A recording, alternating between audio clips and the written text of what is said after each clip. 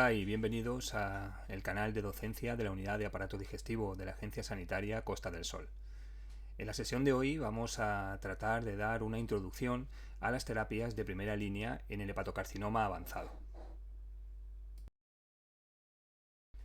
El hepatocarcinoma constituye la sexta neoplasia más frecuente en el mundo y es la tercera causa de muerte por cáncer. En España, durante el año 2019, la incidencia estimada fue de casi 6.600 casos, lo que viene a ser casi el 2,4% de todos los cánceres. Es más frecuente en hombres que en mujeres, más o menos 3 o 7 veces más, y es la sexta causa de muerte por cáncer en hombres y la séptima en las mujeres. El principal factor de riesgo que tiene el hepatocarcinoma, ya lo sabéis, que es la presencia de una hepatopatía crónica avanzada, de una cirrosis hepática, independientemente de cuál sea la causa, siendo la infección crónica por el virus B o el virus C y el consumo excesivo de alcohol el responsable de más del 75% de todas las causas de hepatocarcinoma. No debemos olvidar que hay factores en alza que están aumentando la incidencia de hepatocarcinoma, como son la presencia de obesidad y de síndrome metabólico. Bueno, el manejo del hepatocarcinoma constituye un desafío, fundamentalmente por dos razones. La primera de ellas, que es una neoplasia compleja. ¿Y por qué es una neoplasia compleja? Bueno, pues porque para empezar, las causas que dan lugar a este tumor son muy diferentes y esto hace que probablemente el comportamiento que tenga ese tumor sea diferente según la causa que lo desencadena. Así ocurriría también con la respuesta a los tratamientos, ya que podría ser también diferente esa respuesta que tenga el hepatocarcinoma si la causa es provocada por una infección crónica por el virus B o si es provocada por una cirrosis por alcohol. Además, es una neoplasia que está supeditada a muchos sistemas de estratificación y pronóstico diferentes. No existe tampoco un estándar como ocurre con otras neoplasias. Y eso también constituye un desafío. Es también un tumor que tiene una tendencia a la invasión vascular, lo cual también va a complicar el manejo de esta neoplasia. El segundo punto importante para ese desafío del hepatocarcinoma es que cuando hablamos de hepatocarcinoma, en realidad estamos hablando de dos enfermedades. Por un lado tenemos la enfermedad puramente oncológica, lo que es la neoplasia en sí, pero por otro lado tenemos la enfermedad hepática sobre la que subyace esa neoplasia. Y esa enfermedad hepática, en muchos casos, va a estar con una función muy deteriorada que nos va a complicar mucho su manejo. Puede dar lugar pues, a que haya hipertensión portal, a que haya trombopenia y en resumen circunstancias que van a complicar el manejo de ese paciente. Además, la hepatopatía, la cirrosis, va a conducir a que la hepatocarcinogénesis sea multifocal y esto hace que tengan estos tumores una alta recurrencia. De hecho, incluso aplicando tratamientos potencialmente curativos, la tasa de recurrencia a 5 años es muy elevada. También como consecuencia de este paradigma que supone la función hepática, pues se dificulta mucho el que los pacientes puedan entrar en ensayos clínicos y esto hace pues que luego cuando queramos comparar los resultados que se obtienen en ensayos clínicos con determinados fármacos, compararlos, como digo, con la vida real, con la situación real de nuestros pacientes, pues muchas veces la verdad es que es desalentador, ¿no? Y por último, sabéis que lo que podría ser realmente curativo sería el trasplante hepático, siempre y cuando, lógicamente, la enfermedad estuviera localizada, pero el problema del trasplante es que se está supeditado a que haya donantes y, por tanto, es algo que está limitado. En esta diapositiva podéis ver el sistema de estadificación del Hospital Clínic de Barcelona, que es quizás uno de los sistemas de estadificación más conocidos y más utilizados a nivel mundial. Tiene algunas ventajas respecto a otros sistemas para estadificar esta neoplasia, como son el hecho de que no solamente nos va a diferenciar el tumor en función del número o del tamaño de las lesiones, sino también en qué grado o qué función hepática va a tener el paciente y los diferentes tratamientos aconsejados en cada una de las fases con impacto en la supervivencia. En esta sesión, como vamos a tratar de las terapias en el hepatocarcinoma avanzado, nos centraremos sobre el estadio avanzado, el estadio C, que son aquellos tumores que se presentan en pacientes con una función hepática preservada, pero que van a tener ya un performance status algo afectado, 1 o 2 puntos. Son tumores que puede haber ya invasión vascular, que va a tener diseminación extrahepática, y por tanto son los que se beneficiarían de un tratamiento sistémico. Lógicamente aquí también se incluirían tumores que podrían estar clasificados en estadios anteriores, pero que por alguna razón no se les puede administrar dicho tratamiento. Bueno, desde el año 2007 disponemos de sorafenib, que es un medicamento para el tratamiento sistémico del hepatocarcinoma. Este fármaco ha sido el único disponible durante un montón de años y bueno, esto ha tenido algunas ventajas, como el hecho de que sea un fármaco pues bastante bien conocido en el manejo del hepatocarcinoma, pero claro, el tener solo un fármaco pues también tiene sus limitaciones, ¿no?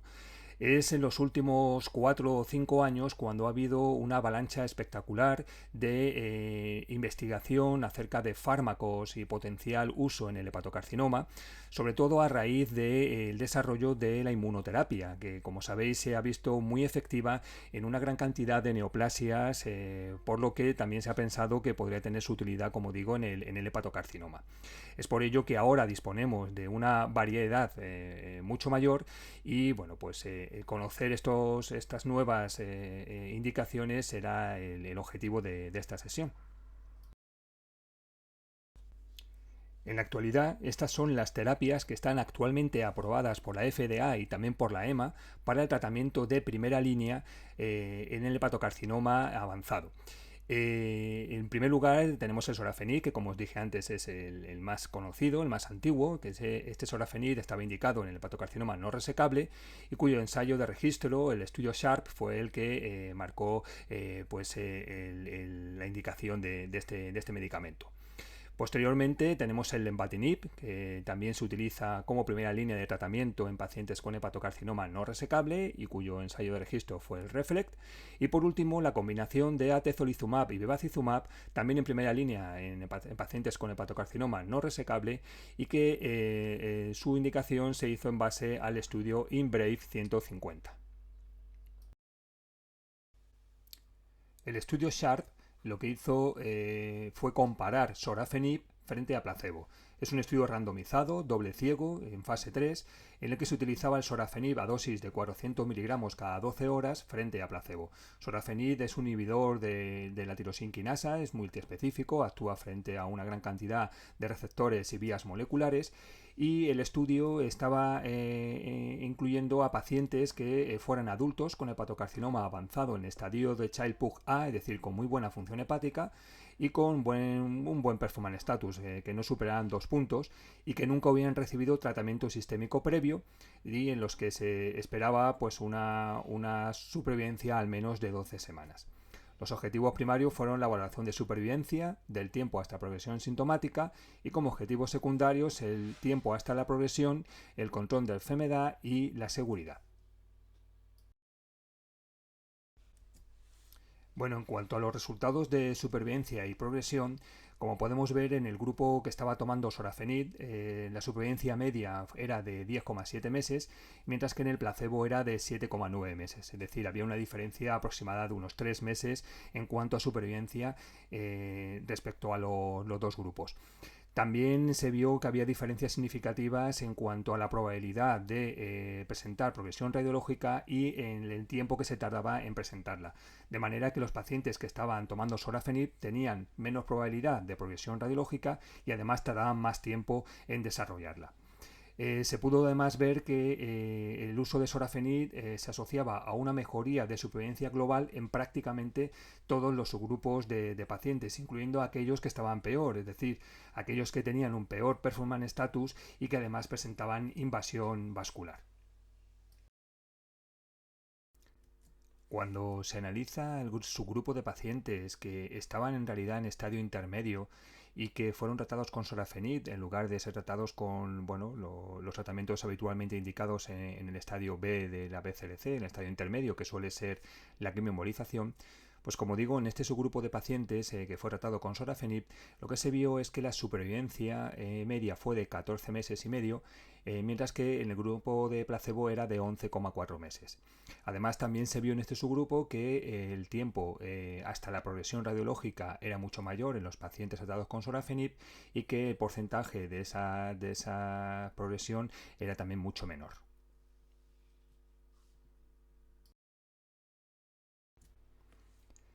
¿Y qué pasa con la seguridad de sorafenib? Bueno, pues como aquí podéis ver, tenéis en esta tabla los eventos adversos más frecuentes, en marco en negro, en negrita, pues quizás los más destacados, ¿no? Como son la pérdida de peso, el síndrome palmoplantar, la alopecia y la diarrea.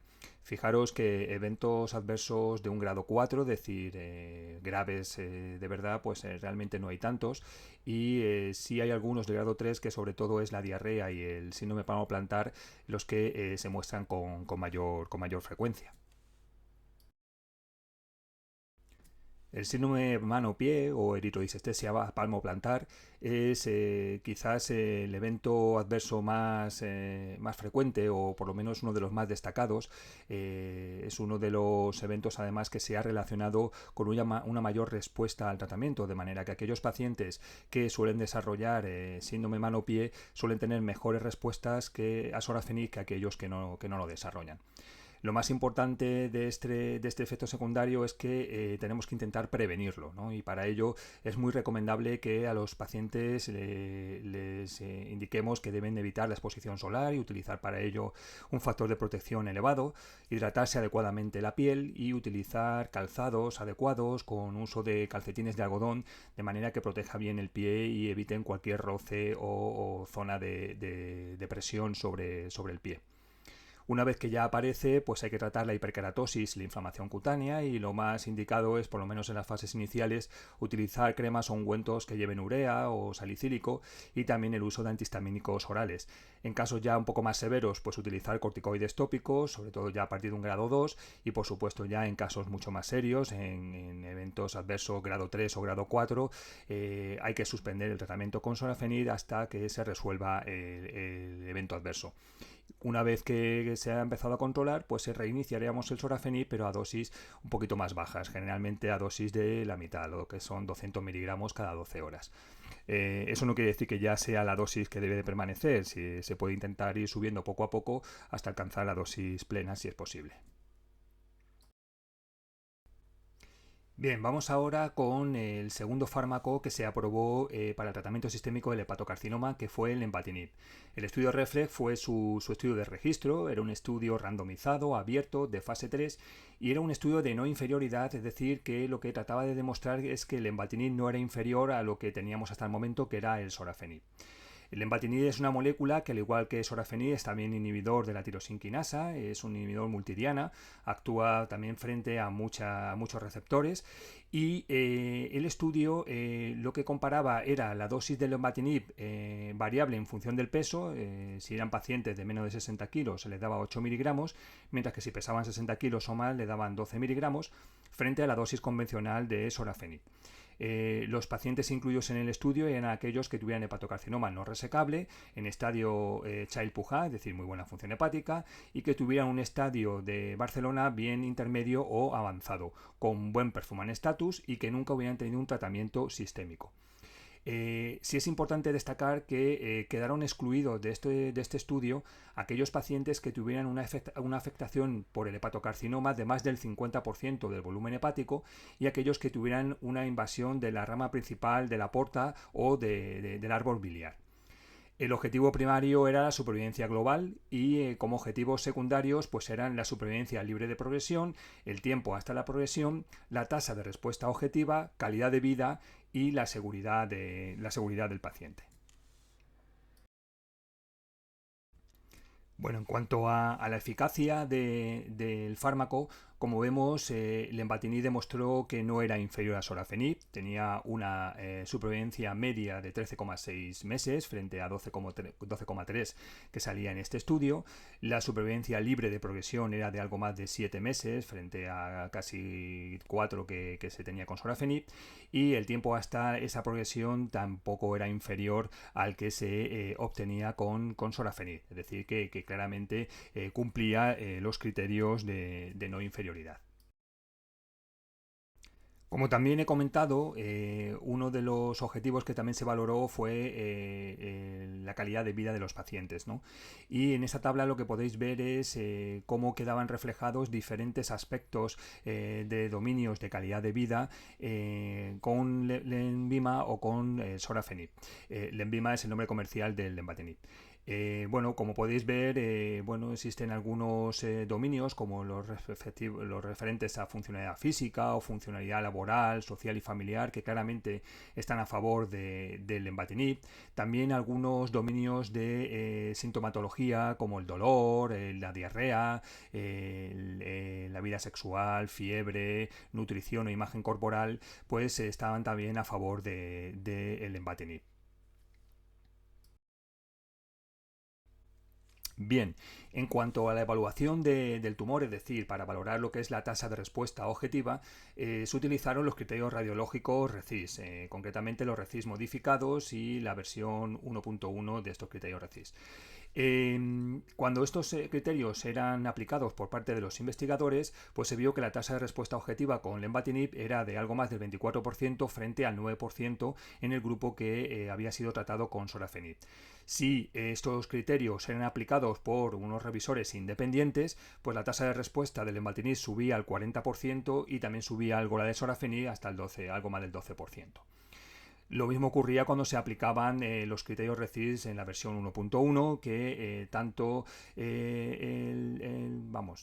la tasa de respuesta también con lenvatinib era superior del 18,8%, mientras que en sorafenib era de un 6,5%. De manera que en esta comparación pues claramente salía a favor del lenvatinib. Bueno, y en cuanto a la seguridad del lenvatinib, como podéis ver, el porcentaje de eventos adversos, tanto en el grupo del lenvatinib como de sorafenib, fue muy alto. El 99% de los pacientes reportaron algún tipo de efecto secundario o de evento adverso. Los más frecuentes de todos fueron la presencia de la eritrodisestesia palmoplantar, la hipertensión arterial, la alopecia, la proteinuria y la disfonía. Cuando analizamos comparando ambos grupos, pues vemos que realmente no hay una gran diferencia entre unos eventos adversos en unos y en otros. Sí es verdad que, por ejemplo, pues el síndrome palmoplantar es más frecuente con sorafenib, mientras que parece que la hipertensión, la proteinuria son más frecuentes en el grupo del lenvatinib. De manera que de alguna manera podríamos decir que los eventos dermatológicos son más frecuentes con sorafenib, mientras que la hipertensión y eventos más de tipo cardiovascular es más frecuente con lenvatinib. Hay algún otro efecto secundario también llamativo, como puede ser la disfonía o la alopecia, que sí es muy llamativa que aparezca en el sorafenib, pero no tanto en el grupo de lenvatinib. Vamos ahora con el tercer estudio, la combinación de atezolizumab, bevacizumab frente a sorafenib, que como digo ha sido los últimos fármacos que se han aprobado para el tratamiento de primera línea del hepatocarcinoma. Es un estudio relativamente reciente, el IMbrave 150, que es un estudio multicéntrico, randomizado, abierto en fase 3, en el que por un lado se utilizó una combinación de dos fármacos que fueron el atezolizumab, que este es un anticuerpo monoclonal humanizado que actúa frente al ligando tipo 1 de muerte celular programada, y que se utiliza a dosis de 1200 miligramos intravenosos cada 3 semanas. Y el otro fármaco que se combina es el bevacizumab, más conocido, que es un anticuerpo monoclonal humanizado frente al factor de crecimiento endotelial vascular a dosis de 15 miligramos por kilo, también intravenoso y cada 3 semanas. Todo esto en combinación frente a sorafenib a las dosis habituales de 400 miligramos cada 12 horas. Las indicaciones, o mejor dicho, los criterios de inclusión en este estudio fueron el ser personas adultas con hepatocarcinoma localmente avanzado o metastásico y o no resecable, que nunca habían recibido una terapia sistémica previa, es decir, que fueran naif para cualquiera de estos fármacos, y que tuvieran un estadio de Child-Pugh A. Tenían que tener además un buen performance status con una puntuación máxima de 1. Y en este estudio sí se incluyeron pacientes que tuvieran una invasión macrovascular o que tuvieran afectación de más del 50% del volumen hepático, que tuvieran afectación de la vena porta principal o de la rama contralateral al lóbulo afecto. Los objetivos primarios de evaluación fueron la supervivencia global y la supervivencia libre hasta la progresión del tumor. Bueno, y en cuanto a los resultados, vemos que la supervivencia global no pudo evaluarse en el momento de mandar estos datos porque no se había calculado en el grupo de la combinación si era de algo más de 13 meses en el grupo que había recibido sorafenib. Pero si vemos a los 6 meses de tratamiento, el 85% de los pacientes que estaban en combinación mantenían la supervivencia frente a un 72% en el grupo que tomaba sorafenib. En cuanto a supervivencia libre de progresión, también es superior en el grupo de la combinación, con casi 7 meses frente a algo más de 4 meses en el grupo de sorafenib. La tasa de respuesta objetiva, valorada también por criterios radiológicos con el RECIST modificado, se vio que con el grupo que recibía la combinación de atezo y bevacizumab era de algo más de un 33% frente a algo más del 13% en el grupo de sorafenib. Y la respuesta completa, la tasa de respuesta completa, de tasa radiológica objetiva completa, fue de un 10% frente a casi el 2% en el grupo de sorafenib. También los resultados de calidad de vida recaen sobre todo en el grupo de atezolizumab y bevacizumab, de manera que cuando esta calidad de vida es valorada, digamos, por la presencia o la ausencia de deterioro en esa calidad de vida, pues se ve que es superior en el grupo de la combinación respecto al grupo de sorafenib. Bueno, ¿y qué podemos decir de la seguridad? Aquí en la diapositiva veis representado en los tonos naranjas rojizos lo que son los eventos adversos provocados por la combinación de atezolizumab y bevacizumab, mientras que los tonos verdes los que son provocados por el sorafenib. Los colores más suaves pues son cualquier grado de evento adverso, mientras que los más intensos son ya eventos adversos de un grado 3-4. Como podéis ver, pues hay eventos adversos claramente a favor de atezo bevacizumab y otros a favor de sorafenib. La diarrea, por ejemplo, pues es mucho más marcada en el grupo que recibe sorafenib, lo mismo que el síndrome mano-pie, la eritrodisestesia palmoplantar. Donde además, bueno, pues también es más alto el porcentaje, lógicamente, de eventos más graves, ¿no? En cambio, por ejemplo, la hipertensión arterial o el dolor abdominal, la pérdida de apetito, la presencia de fiebre, de alteraciones en las transaminasas o proteinuria, pues son más frecuentes en el grupo que recibe atezolizumab o bevacizumab. Si bien, bueno, quitando quizás la hipertensión arterial, donde hay un porcentaje muy alto de pacientes que van a tener, que cuando presentan esa hipertensión va a ser de un grado 3 o un grado 4, pues el resto no, bueno, son más leves, ¿no? También hay que tener en cuenta que cuando se realizó este estudio, los pacientes habían recibido o recibieron un estudio endoscópico en los 6 meses siguientes a iniciar el tratamiento para ver si tenían varices y lógicamente en el caso que las tuvieran, pues iniciaba la terapia pues un poco en función de los estándares que hubieran en cada centro. La tasa de sangrado digestivo en el caso de la combinación era de un 7% frente al tratamiento con sorafenib, que tuvo una tasa un poquito más baja, de un 4,5%, ¿no? Y esto, bueno, es algo que es lógico y consistente con los datos que se reportan de otros estudios con el uso de bevacizumab, que es un fármaco que puede propiciar el desarrollo de hemorragias, como ahora veremos. Mirad, aquí se especifican las precauciones y advertencias claves de las fichas técnicas de atezolizumab y de bevacizumab. Con atezolizumab, sobre todo, hacen advertencias en cuanto a la posibilidad de desarrollo de efectos inmunomediados, como ocurre con todos los fármacos de inmunoterapia, que prácticamente pues, son pues, todas las itis que eso puedan ocurrir. Ahí puede dar lugar a neumonitis, hepatitis, colitis, tiroiditis, pancreatitis, nefritis, miocarditis, en fin, como digo, todas las inflamaciones de órganos que podáis pensar. En cambio, con bevacizumab, pues sí se advierte sobre el riesgo de poder desarrollar perforaciones gastrointestinales y fístulas, también en que pueda dar lugar a complicaciones en la cicatrización, sobre todo en aquellos pacientes que han recibido algún tipo de cirugía en los últimos 28 días. También se llama la atención sobre el prevenir el desarrollo de hemorragias o tener precaución en aquellos que hayan tenido hemorragias recientes, sobre todo pues hemorragias graves como pudiera ser una hemoptisis reciente, ¿no? Y en aquellos pacientes que puedan tener varices esofagogástricas por el riesgo de sangrado. También se advierte expresamente sobre la posibilidad de desarrollar hipertensión de difícil control, proteinuria e insuficiencia cardíaca congestiva. Y bueno, comentar que el estudio INBRE 150 excluyó a todos aquellos pacientes que pudieran tener una función hepática de Child-Pugh B o C o que hubieran recibido un trasplante previo de órganos. Bueno, como conclusiones finales, comentar que, como habéis visto, se están desarrollando nuevas moléculas que sin duda ya han cambiado el paradigma de tratamiento del hepatocarcinoma avanzado, pero probablemente a muy corto plazo van a llegar incluso a modificar el planteamiento terapéutico en estadios intermedios de la enfermedad.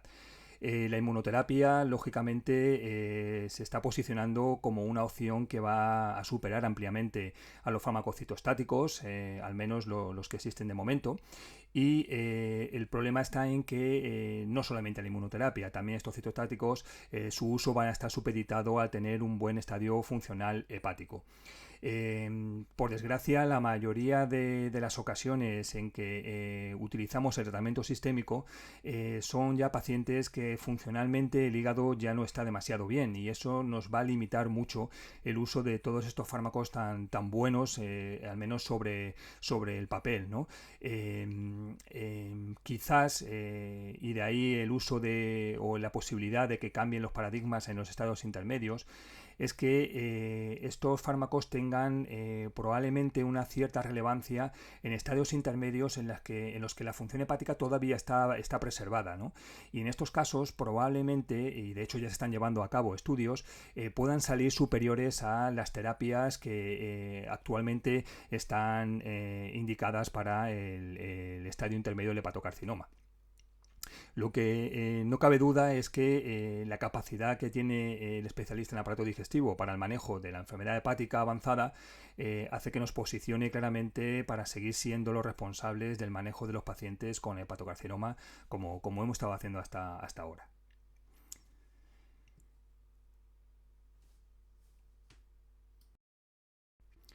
Y nada más, muchas gracias, espero que la sesión haya sido de vuestro agrado y nada, nos vemos en la próxima. Hasta luego.